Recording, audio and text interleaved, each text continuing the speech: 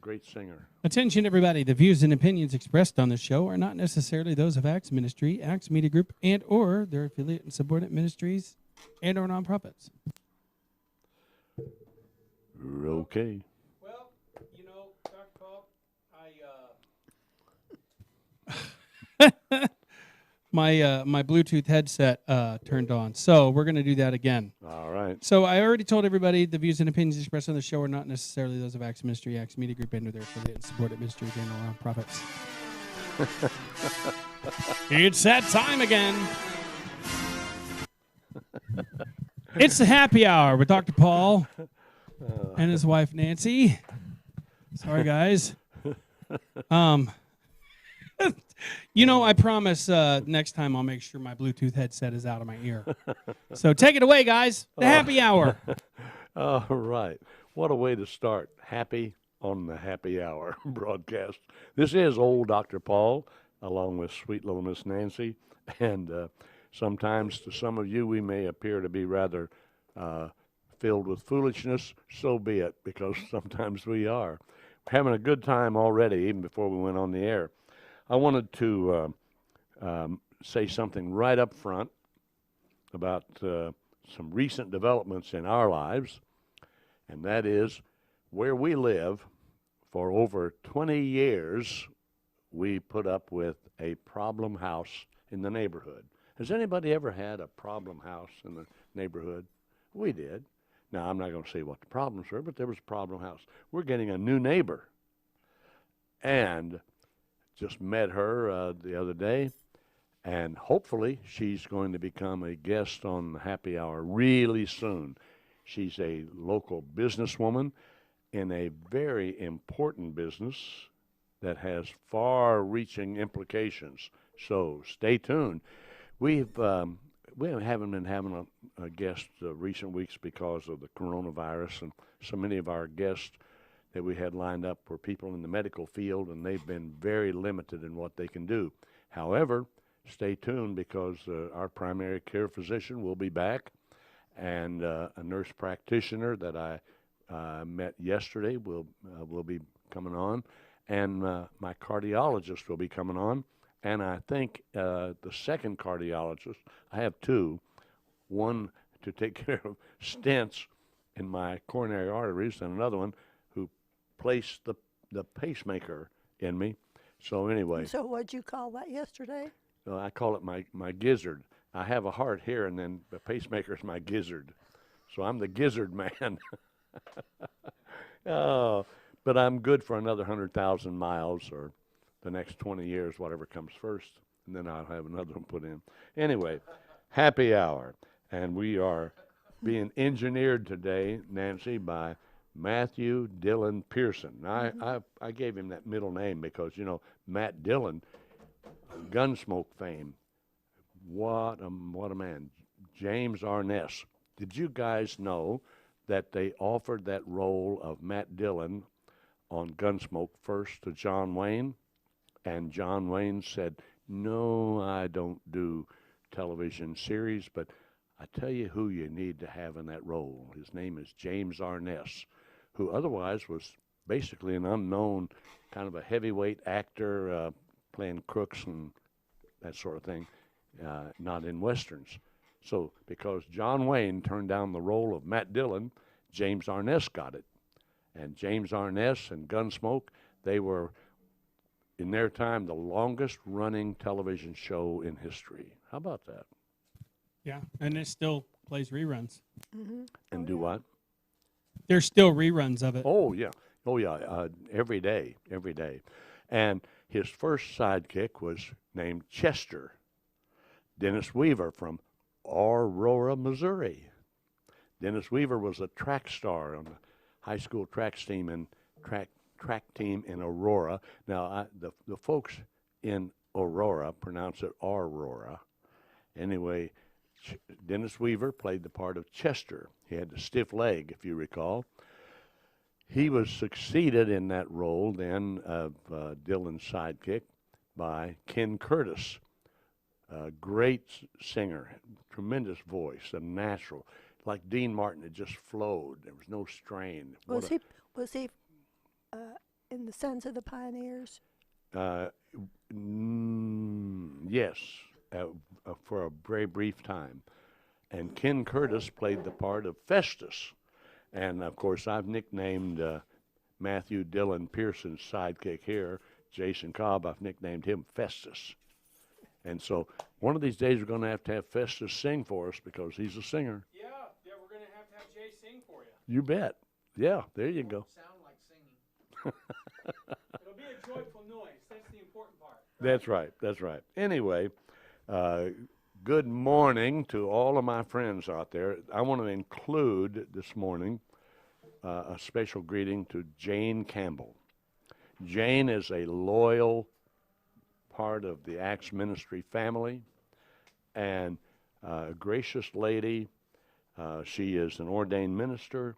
She has a background in psychology and counseling and has lived all over the world, and just a phenomenal lady.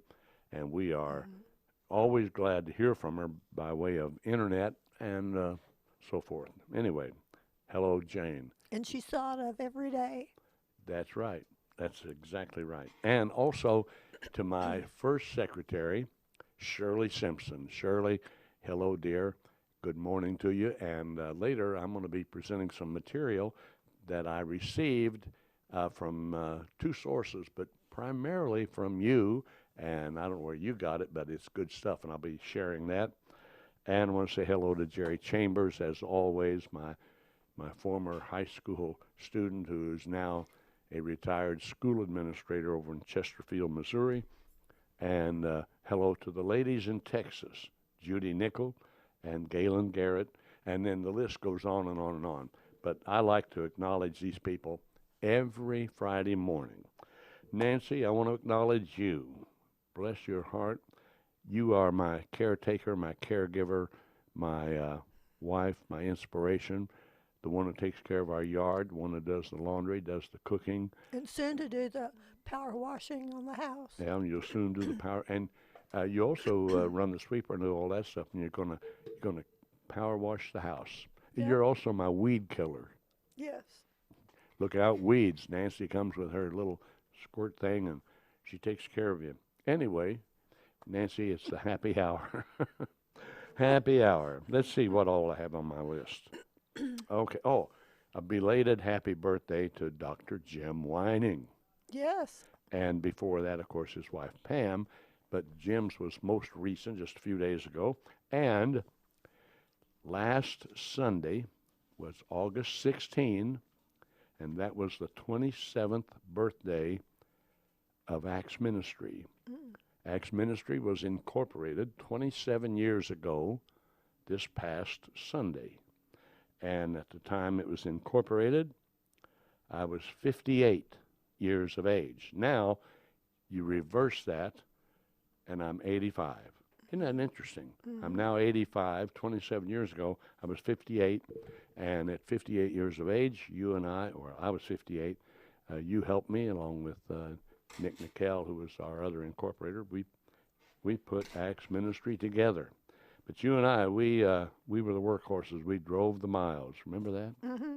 Wow. I remember, whoa, this is so exciting. I remember when we were going out toward Marshville one morning, and we got to a certain spot where you come out of, let's see, what is it, Stratford, and you go around a big curve, and then you start straight going to Marshville. Mm-hmm. And you were talking about what we should name Acts Ministry. Mm-hmm.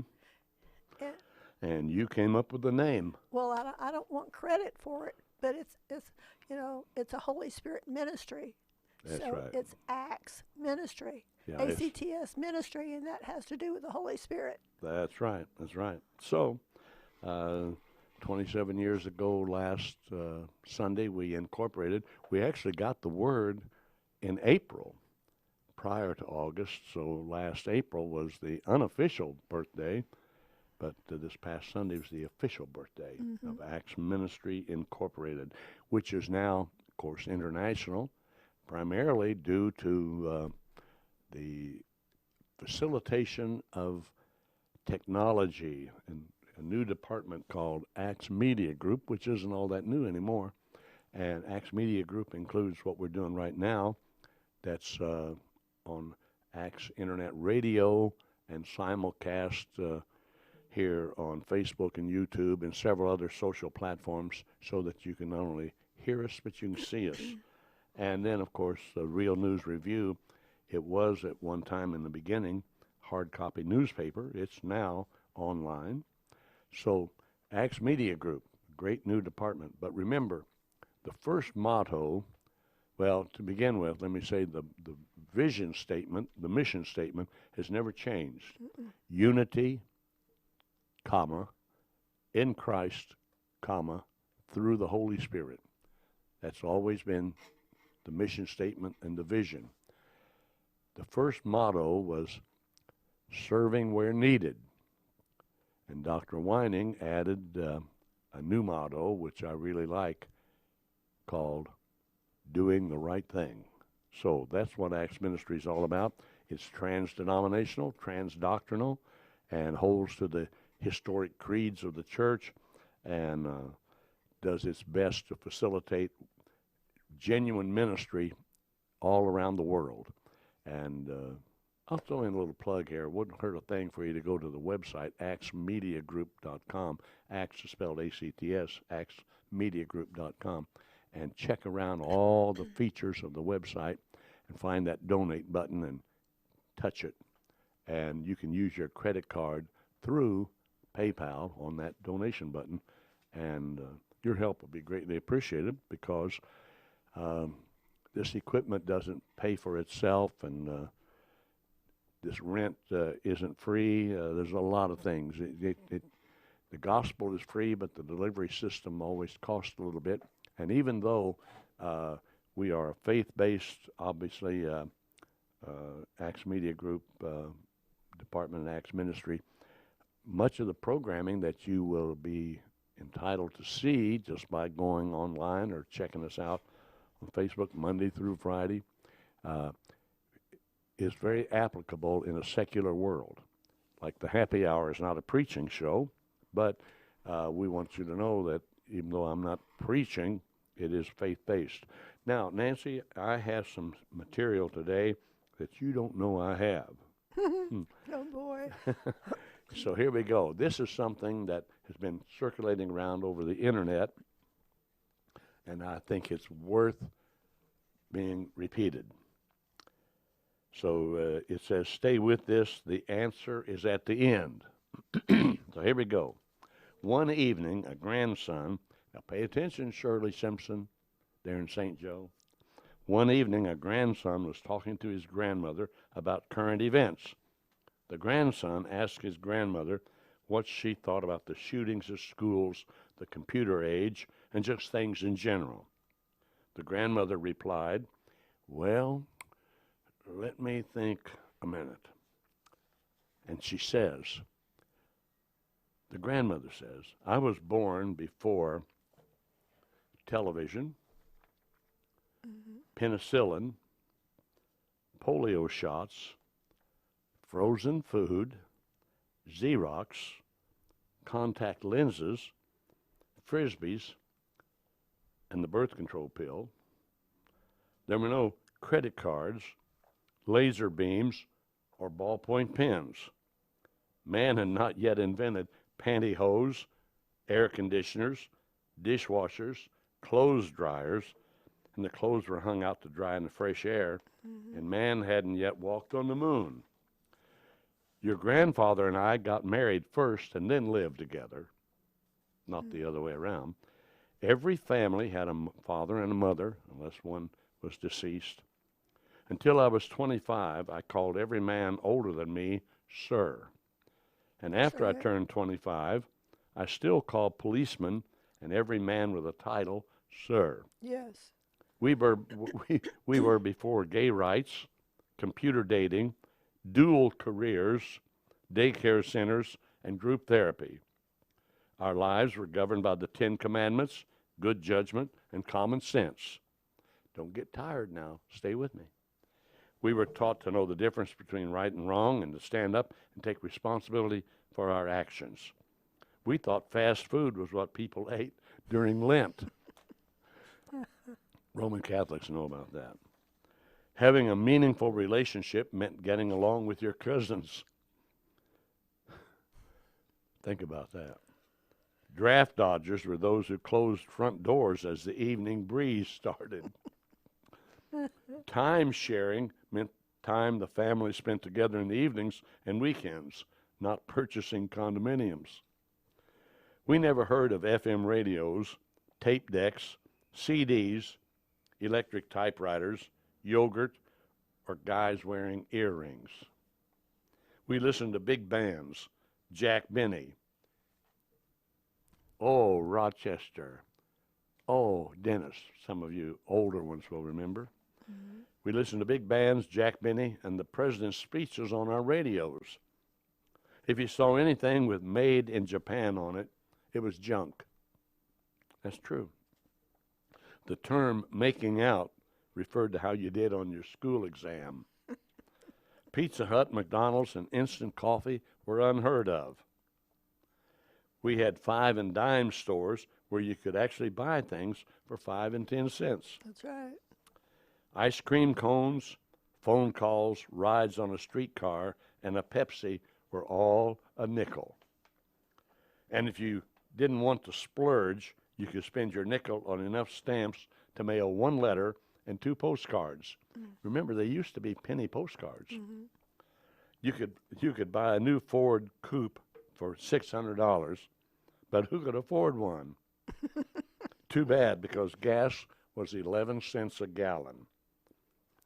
In my day, grass was mowed. It wasn't something you smoked. Grass was mowed. Coke was a cold drink. Yeah, more to go. Stay with me. Pot was something your mother cooked in, and rock music was your grandmother's lullaby. Aides were helpers in the principal's office. Chip meant a piece of wood. Hardware was found in a hardware store, and software wasn't even a word. We were the last generation to actually believe that a lady needed a husband to have a baby. Think about that. We volunteered to protect our precious country. No wonder people call us old and confused and say there's a generation gap. How old do you think I am? Well, it's pretty scary if you think about it, and pretty sad at the same time. Are you ready to find out how old this grandmother is? Mm-hmm. This woman would be only 67 years old. Oh, man. She would have been born in late 1952. Gives you something to think about.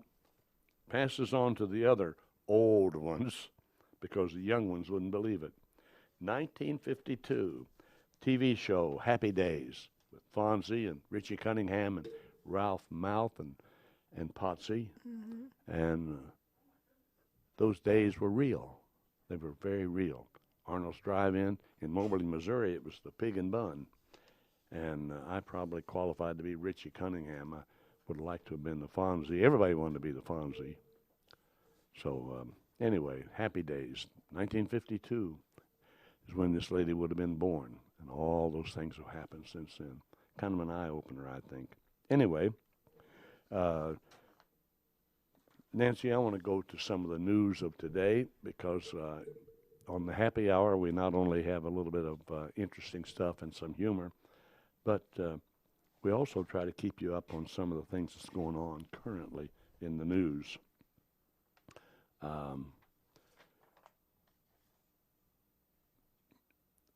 JetBlue, which is an airline company, kicked a family off of a flight because they had a 2-year-old without a mask.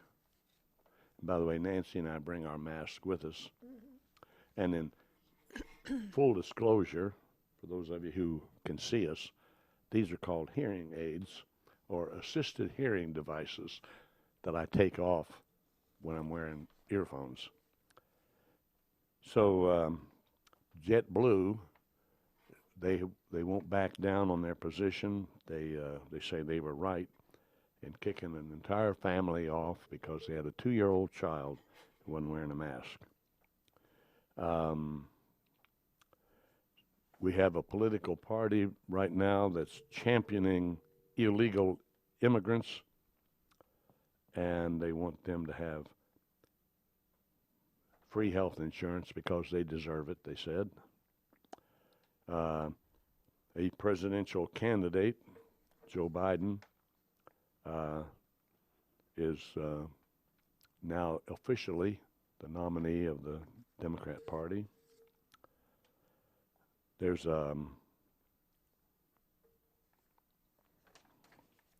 news about Steve Bannon on the other side of the political spectrum, who was arrested and indicted for fraud, and he's pleaded not guilty. If he's convicted, he's looking at 20 years on each count, and I think there's 3 counts.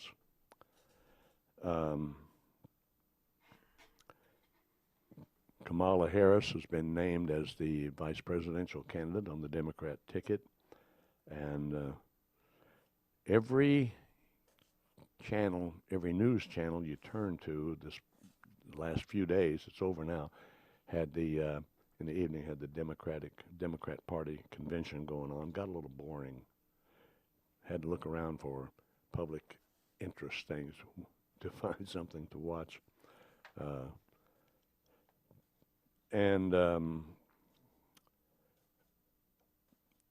Remember Sarah Palin? Mm-hmm. She was a lady vice presidential candidate way back, 12 years ago. And she, it says, blast lying scum media.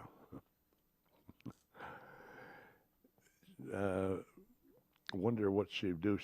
What she'd say she wasn't holding back. Called the mainstream media lying scum. And in the United Kingdom, which includes England and Scotland and one of the Ireland countries and Wales, they say that childless women are creating a care crisis so that in the future the elderly will have no family to rely on. And for those who are elderly, family becomes increasingly important. You need someone, but it's nice if you're maintaining independence like Nancy and I are. And California has urged that thermostats be turned up to 78 degrees so that their houses will be warmer rather than cooler during these summer months. Are they going to pay the bill? Well, they're wanting the houses to be warmer on the inside. See, California, they have air conditioning more than they have heating systems in Southern California, especially. So the state pays for? No, they're wanting to save on the stress on the power system because they had a blackout where power went down, so too much drain on the power system. Well, they've had that They've several times in the past. Yeah, well, and so has the northeast part of the country. Also, they've been battling fires, forest fires. Anyway, they had that too. At the last minute, California made a deal to keep Uber and Lyft from shutting down. That's those ride services. New York City, the gyms, that is the gymnasiums, are to reopen now to athletes. The United States Center for Disease Control reports, and this was day before yesterday, 172,416 deaths from the coronavirus. It's getting on up there. Today, it's almost 175,000. That's for the United States? Yeah, for the whole country, yeah. Alaska's salmon are getting smaller. Oh. Climate change may be to blame, they said. So all of nature gets affected. We've had climate change going on ever since there's been a climate, but now we're more aware of it because we have scientists out there poking around, and we have the news media that can carry news, and we have the internet that can carry news instantly. The Prime Minister of Iraq says they're now open for U.S. business. And we have a battle now going on in the media and between the political parties about mail-in ballots and ballot boxes and all kinds of things. The country of Greenland, their ice sheet saw record mass loss in 2019. Again, climate issues. And So go ahead. what other cause could it be besides climate? That's it. I don't know of any other Oh. cause. They wouldn't be chipping away at it, drinking more drinks. So it's got to be climate change. Oh, but this is so awesome. And I'm going to say this, but I don't remember where I saw it or anything else. But there's been lots of climate changes in the past hundreds of thousands of years. That's right. That's right. And there it's wasn't- always changing. Yeah, it's always changing. Right. So who knows how long this will last, and then we'll go back maybe to a very, very cold climate, but it's not something new. No, not at all. Not at all. Okay, Hong Kong has been a troublesome place now since China took ownership of it, control, I should say. And China says that Hong Kong will suspend some of its legal cooperation with the United States. So China is stepping in to slow down some relationships that we've had with Hong Kong. You and I have friends who used to live in Hong Kong, and in fact, they were friends of Acts Ministry. They now live in Florida, but Steve and Mary Rorts, they lived in Hong Kong for quite some time. Lightning sparked fires rage across California. Tens of thousands flee. This seems like an annual event. You'd have to do a little research on this story to find it, but California's notorious Golden State Killer is coming up now to be sentenced in court. You'll have to check out the story behind the Golden State Killer. And you can go online and stay apprised of the coronavirus and everything that's going on with it right now. Whether you believe in the virus or not, one of our local investment counselors was on local television the other day.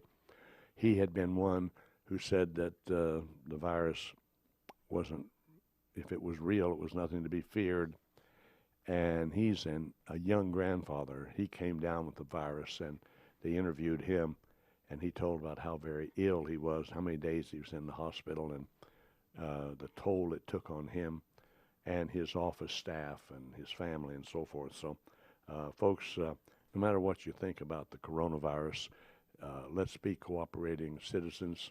As good Christians, be subject to civil authority, and don't complain too much about masks and all these kind of things. Let's do our part, and don't forget to pray. That's right. Yeah, exactly. Oh, doggies, that's right. Praying beats politics, and praying beats complaining. That's right. Now, as the schools start to reopen across the United States, we have more concerns about the virus. We've discovered that children can have the virus. More importantly, I guess, they've discovered that children can be asymptomatic and they can spread the coronavirus to people who are more prone to come down with it. Now, I think about grandchildren visiting grandparents. Grandchildren go to school, they get exposed, they're asymptomatic, and we have grandmothers and grandfathers who love to hug their little grandkids. It's a different world that we're living in. Now, we also have had a lot of stuff happening in Portland and other cities, and in Portland, the police are still trying to crack down a little bit. Those demonstrations have been going on and on and on there. Now they've gone way beyond demonstrations. They're riots. That's what they are. And I don't see it getting any better. We've had a lot of things happening that are very challenging, to say the least. Just think, to butt in, just ahead. think if a lot of our cities decided that we don't need the police anymore, we just might, those communities just might have the no police anymore, and they just might have stuff, I'll put it that way, that they're going to have to deal with, and it's going to be really all on them because they may have had a major part or a lesser part in no police. Well, evidence shows that many of the people who are involved in these demonstrations that have become riots live in communities that are most vulnerable when there is no police protection. Speaking of violence and problems, Chicago continues with its horrific murder rate. This past, a couple of days ago, they had 15 people murdered and several others wounded. It just goes on and on and on, whether it's Seattle, whether it's Portland, whether it's Chicago, so forth. Lots of trouble spots in this country, which gets me into thinking about politics. Last week I tried to show how politicians could be very humorous in that it's kind of humorous that they seem to think that we don't know what's going on. We do know what's going on. Politically, I have a sense as an older guy that sometimes politicians don't take us very seriously, and yet it's a known fact that older folks will stand in line at the polls to vote. Our percentage of turnout is much higher than most other age groups. We vote, and they need to remember that. They also should not just put us off to one side as though, well, they're old, what do they know? Well, we know 85 years worth of experience. That's right. And you see, experience is something you can't rush. Experience is lived out day by day. There's still a lot of us in this nation who remember when the Japanese bombed Pearl Harbor. We remember hearing President Franklin Roosevelt with his fireside chats over the radio. We remember those. We remember Harry Truman's whistle-stop tour by railroad across the country when he was campaigning to win the presidency on his own, which he had inherited as a result of the death of President Roosevelt. We remember Governor Dewey of New York holding up a newspaper with huge headlines, Dewey wins. When he didn't win, he lost. We remember when a member of the Democrat Party walked out of the convention and started his own party called the Dixiecrats. We remember all this stuff. And so sometimes you understand the present by knowing what happened in the past. So age and wisdom can go hand in hand. Hello. There's a lot of smarts in the retired community, like the lady only 67 years old that I read about. But those that are 77 or those that are 87, there's a lot of smarts and a lot of wisdom. Political correctness is something that most older people really do not relate to. We have a tendency just to tell the truth no matter what. We had a friend, Nancy, that I had the privilege of doing his burial service a couple of years ago, but he used to say, trip a monkey. Remember that? He'd say, trip a monkey. Here's the way it is, It's just this way. Trip a monkey. That was his way of adding an exclamation point at the end of a statement. Well, there's political correctness is not something that most of us older people really try to practice to any great extent, unless it's somebody older who is a politician, and unless it's an older person who is on the politician's team, or unless it's an older person who is a part of the bureaucracy that politicians have set up. But the average, ordinary, regular kind of older person, we just don't relate to political correctness at all. Now, I wanted to say, Nancy, that in view of the news, in view of what all is happening with disease, people still being hungry, and the way the economy is shifting and business is being done in a different way. For instance, we had a restaurateur on our broadcast. I think it was before they were shut down.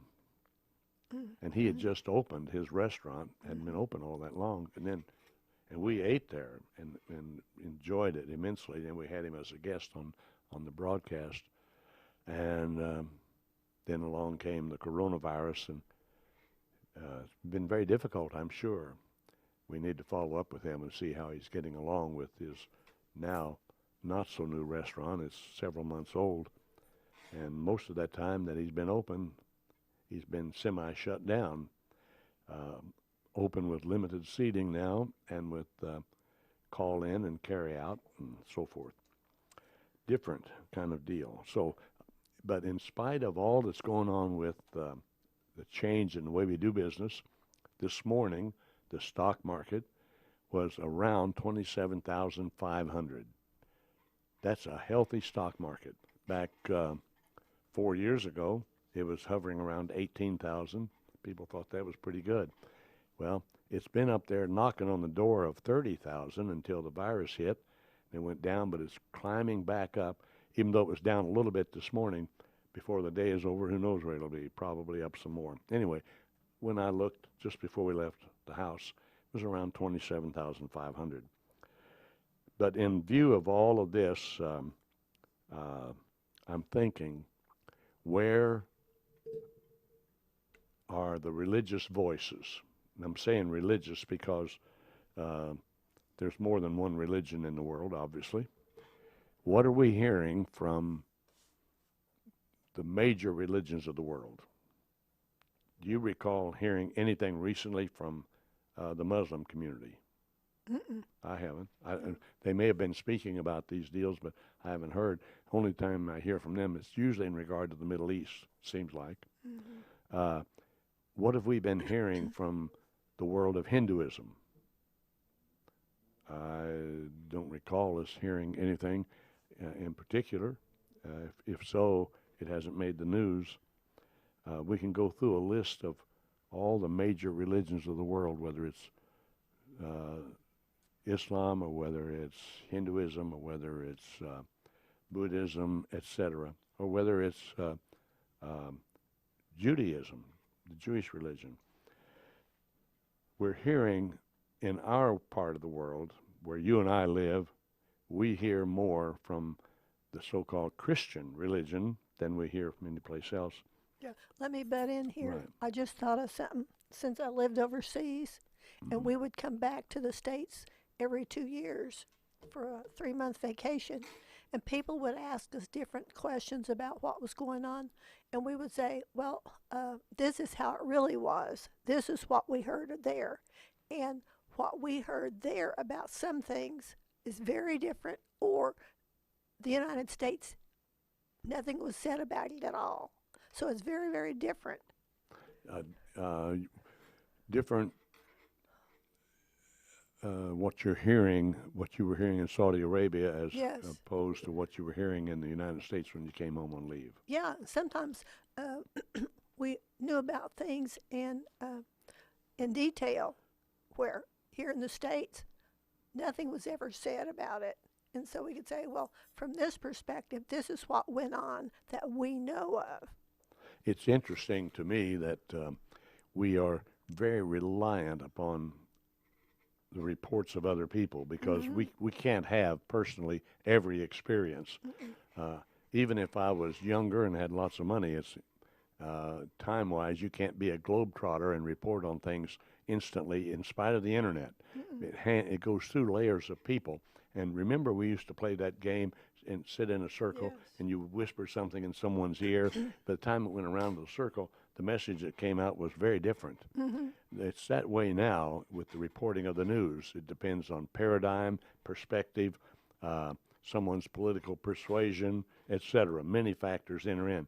And what used to be just a plain, almost accurate reporting of the news has now become mostly opinionated editorials.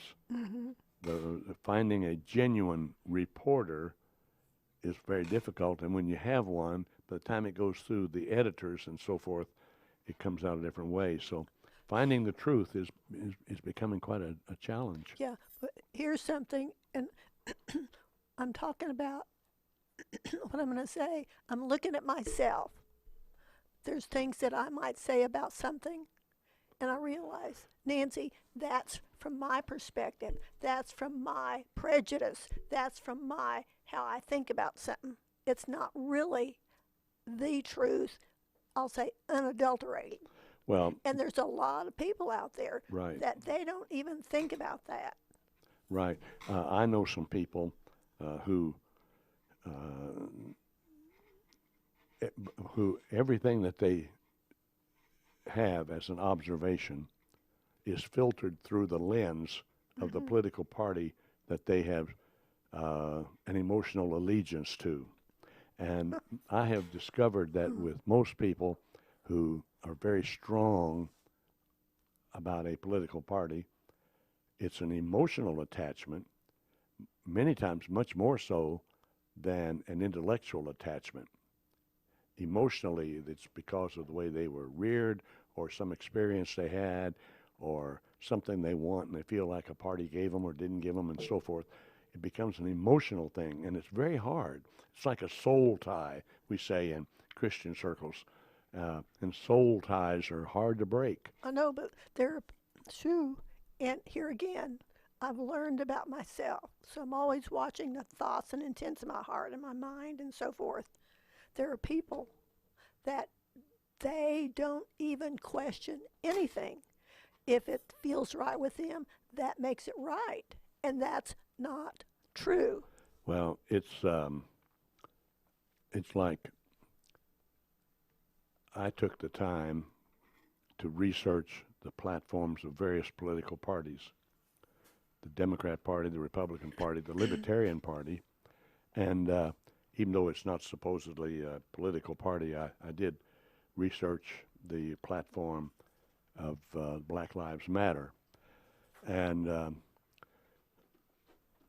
one of the things that I've discovered is that about this emotional attachment, some people become emotionally attached to either the Democrat Party, the Republican Party, the Libertarian, or one of the other more minor parties. There's a whole bunch of them. There are dozens of them, actually. Some of them are just statewide and so forth. But even the Black Lives Matter. And sometimes people become emotionally invested and don't know what something really stands for. Personally, I am pro-life, period. So therefore, that is the paradigm that I come from in my political persuasion and how I'm going to vote. I am a pro-life voter, period. Now, there are those who say, well, that's not politically correct. Well, is it politically correct to say you're pro-abortion? I'm not at my age, I'm not involved with political correctness. I just know what I believe that's based on my perception of the Judeo-Christian perspective. Now, because of that, I wanted to say that we have, over the airwaves and by internet, a lot of voices that are coming from what's supposed to be a Christian world, because they speak what I call Christianese. They have the language down. What we're going to find is that many of these messages that people have been buying into are going to turn out to not be sufficient. I don't want to be like I'm cloudy here, so I'm going to clear it up a little bit. For instance, we have some very popular doctrine. Doctrine means teaching. We have some very popular doctrines being presented from small pulpits, well-known pulpits, over the internet, over television, that if that belief turns out not to be accurate, we're going to have some very disappointed Christians. Like, for instance, there's a strong teaching about the rapture, it's called, coming from a Greek word, rapturo, meaning to be caught up and taken out and so forth. This was made popular in a series of movies and a series of books. Started with the popularity started with the guy who wrote The Late Great Planet Earth, and Hal Lindsey, and his books have been out there a long time. And then we had some other guys that wrote a whole series called the Left Behind books. And you and I worked for someone who was sold on the rapture theory, rapture doctrine. That doctrine says that Christians are going to be taken out of the world to a heavenly abode somewhere prior to tribulation. What qualifies as tribulation? Well, they try to tell us by finding certain selections of the Bible that they isolate and say, well, this is the way it'll be. Tribulation means really troubling times, difficult times, hard times. Our world has experienced some hard times. The Dust Bowl in this country, the Great Depression in this country, the Wild West, and the frontier lawlessness, the Civil War, when over 600,000 people died from war and disease, when our population was only about 12 million in this country. World War II, and I still see the images of American Marines' bodies floating in bloody water, that they didn't make the beach in Tarawa, that island, and all of these things. I remember seeing my brothers off in World War II to go into the military, brother-in-law, uncles, friends, cousins. What are troubling times? How difficult do we have to have it in order to call it tribulation? I think about maybe some Chinese man, a Christian, chained to a dungeon wall that's wet and damp, seated on the floor, and no sanitation facilities, and rats running across his bare legs. Do you think he would say there's a tribulation?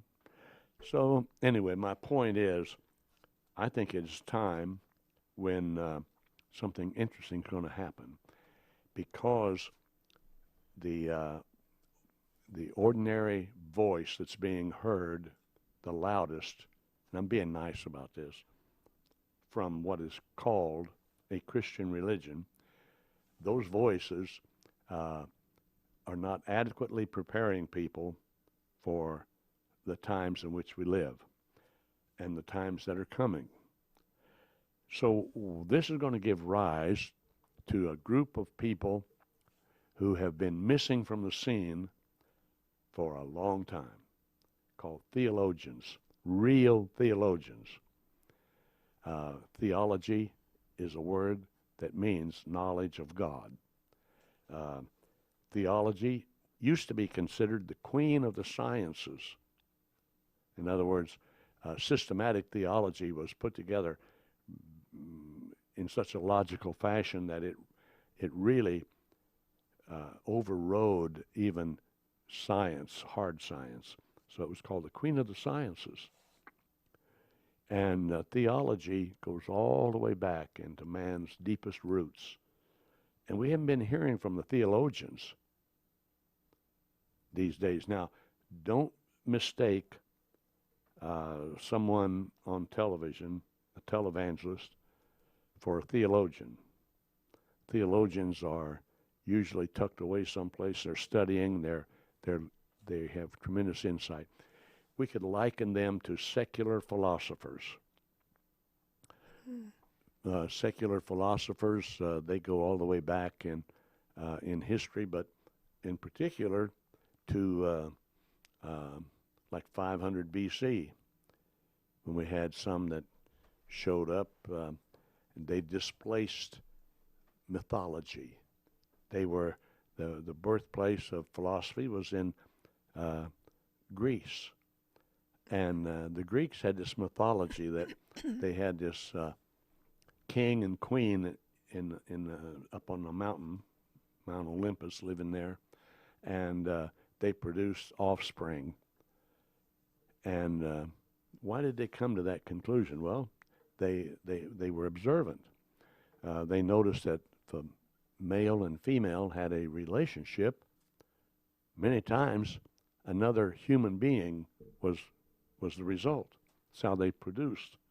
So they thought, how did we get here? Well, somebody produced us. So there's a king and queen that live up there on Mount Olympus, and they're gods, a god and a goddess, and they have produced us. Well, this mythology went on. They had many different gods and goddesses and so forth, until there was the birth of philosophy. And some guy was in Egypt. The river Nile had flooded, and as the waters receded, he saw this little frog coming up out of the mud, croaking, squawking, making a frog noise, croaking. And he said, "Oh, that's where we came from. We didn't come from God and goddess upon Mount Olympus. We came out of water." Then later you had one who said, all about life is always changing. Life flows. It doesn't stay static. And he said, I know this because I discovered I couldn't step in the same river twice, because I put my foot in the river and took it out. When I put it back in, that water was gone downstream. So that's the way life is. It flows. It changes all the time.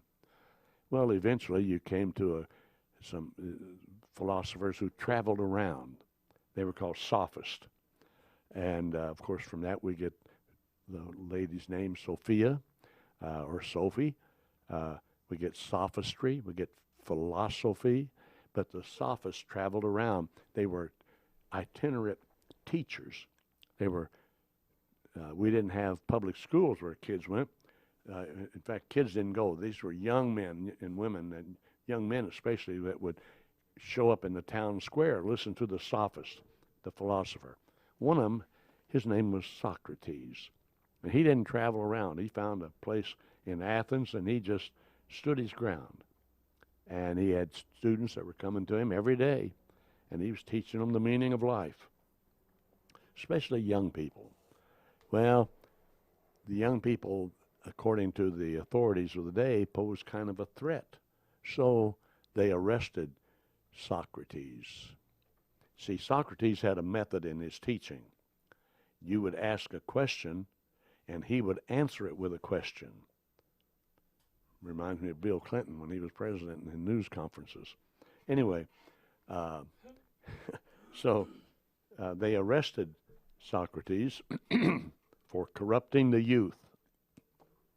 Put him on trial. I think there were like 470 jurists.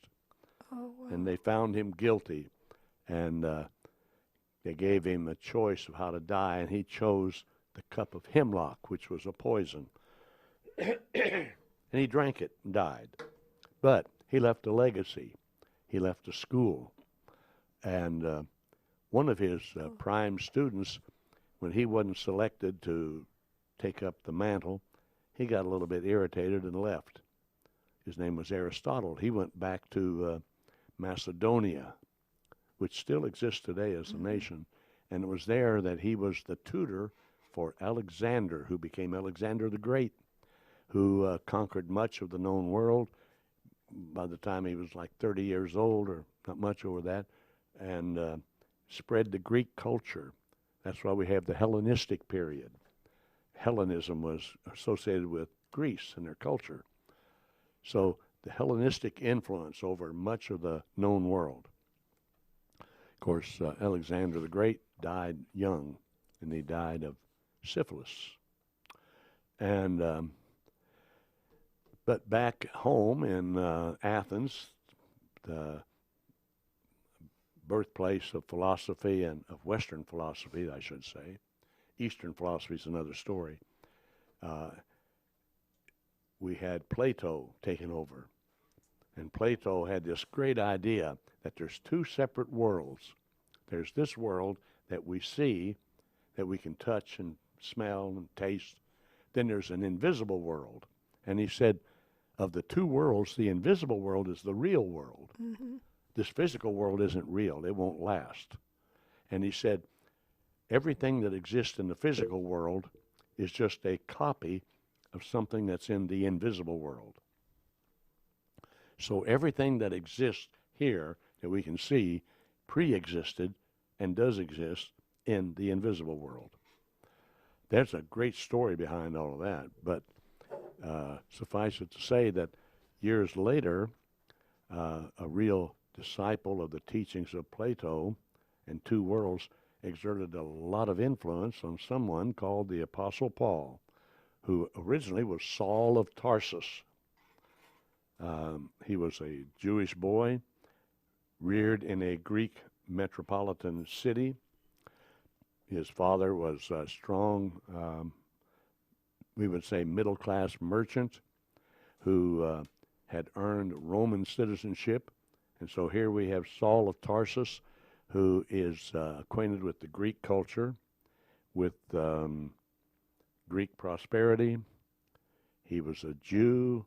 He had Roman citizenship that he inherited from his father, and he went to the school to be taught by Pharisees. In fact, he was taught by the leading Pharisee of the day, named Gamaliel. So here we have Saul of Tarsus, who later, because of a conversion experience, becomes Paul the Apostle, the first Christian evangelist missionary combination responsible for writing much of the New Testament of our Bible as we have it today.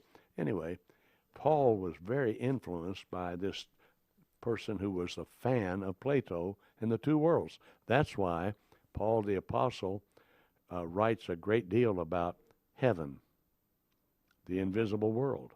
Interesting connection. Mm-hmm. So here we are now, all these many years later, and we're being challenged by a world that, when I was growing up, the United States had about 125 million people. Now it has about 325 million people. When I was growing up, radio barely existed. Now we have the internet. When I was growing up, cars were very plain, and now they have all the bells and whistles. And when I was growing up, we ate 3 meals a day at home. Now it's a rare thing for people to eat at home. Times have changed.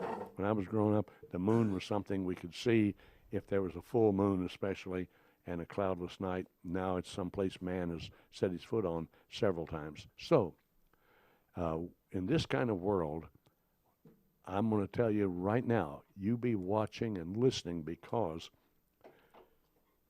televangelism will run its course.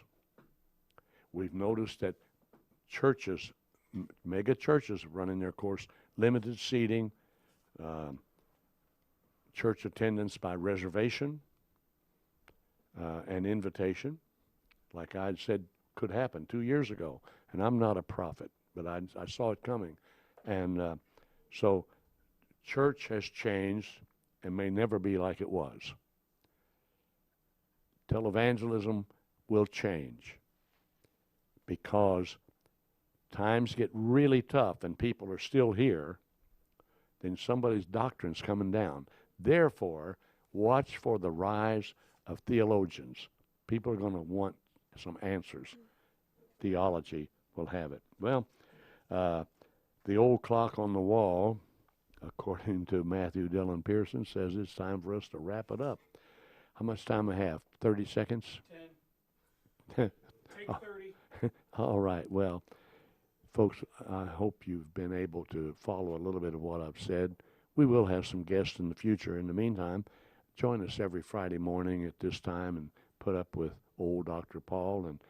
And of course, it's easy to put up with sweet little Miss Nancy. We'll have some more interesting stuff next Friday. We'll see you then. Until then, I really want you to stay blessed, okay? See you then.